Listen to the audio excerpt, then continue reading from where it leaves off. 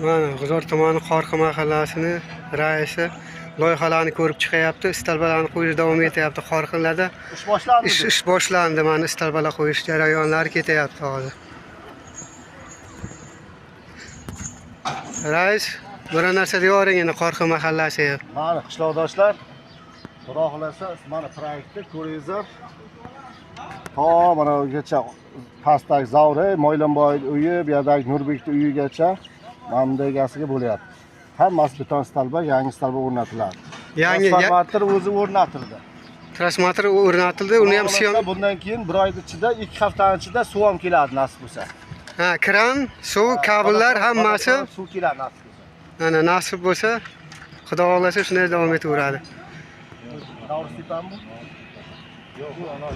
Mana stalbalar bu yoqdan orttirib borilyapti hozir. Mana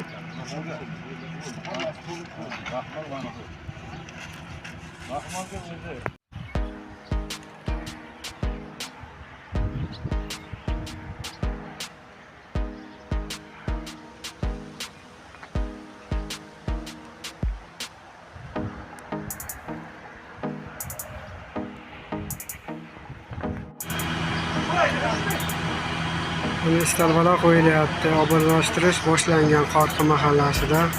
Qashqadaryo viloyati G'uzor tuman Yangiobod fuqarolar yig'ini Qorqi mahallasida.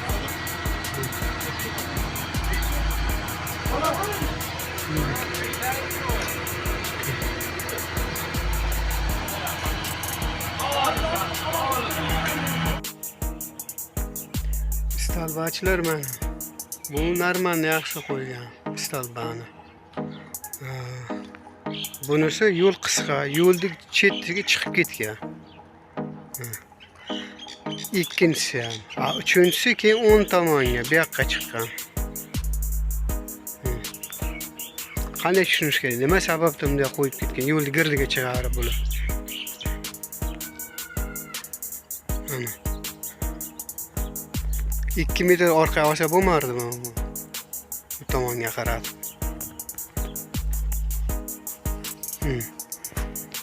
Undan keyingisi mana qaqqa qaragan. Shuni to'g'rilab qo'ysa bo'lmardimi yo'lga chiqmasdan.